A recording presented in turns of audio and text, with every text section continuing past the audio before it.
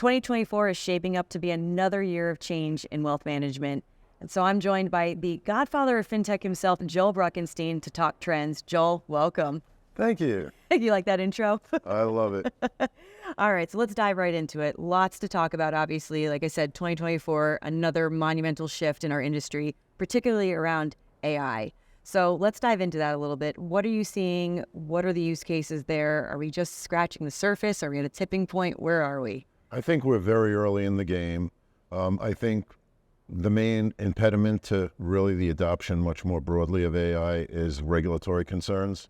So I think most of the use cases today are around things that are not giving advice, right? I don't think today the SEC is going to look very kindly on you if you have AI creating portfolios or AI creating financial plans.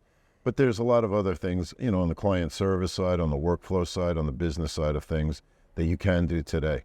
There's firms that we know and we deal with that are already using AI in creative ways to write first drafts of blog posts, to help with articles, to help with research, to summarize research papers, helping with client gifting, brainstorming. So I do think there's, you know, a substantial number of things you can do today with AI and do them compliantly. Absolutely. So that's a lot of generative AI. But I think what we're also seeing crop up is the use of chatbots. And I love hearing about how firms are digging into their data strategies, because you can't have a good AI pilot program if you don't have good data. So I'm very encouraged that I've heard a lot of firms really try to take hold of that. So what are you hearing there? Well, actually, I just did a presentation on that yesterday, coincidentally.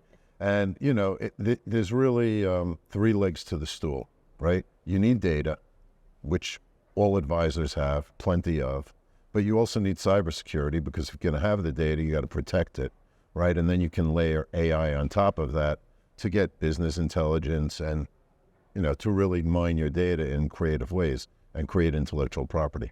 So we have to talk about cybersecurity, then backing up a little bit.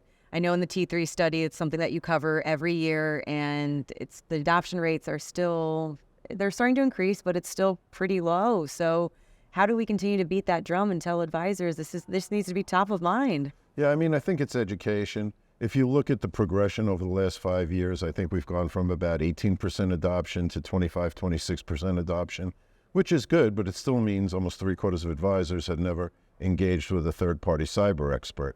I think there's a lot of confusion on the part of advisors. They think they have an IT person or an IT function, and that can also function as cyber. We believe very strongly that that's not the case. They're two separate functions. If you look at any major corporation, there's checks and balances, right? I mean, if you have an IT person, they don't necessarily know everything about cyber. Cyber is a full-time job, and if you know somebody who's doing it 24/7, you're not being protected well. The one positive, though, is that we are seeing a lot of new players crop up in that space. So options are becoming more readily available, right? I think that's true. I think there were options there before. People were just not taking advantage of them. And so I think there's plenty of good options out there for people who want to pursue that.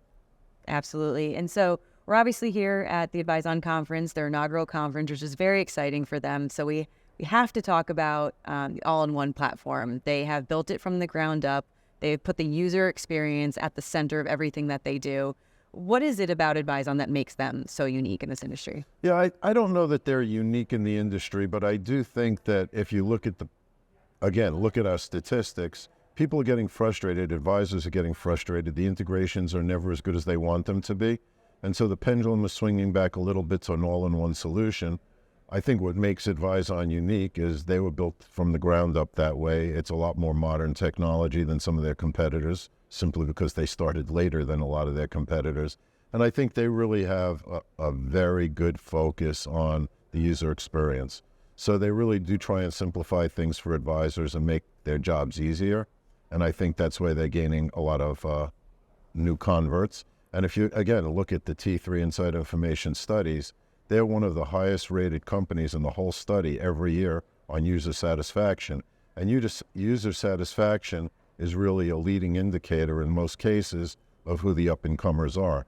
So their numbers are phenomenal, and they're winning more fans, and I think that's great. Absolutely. I would completely agree. And I think this is an industry event that we'll be attending well into the future.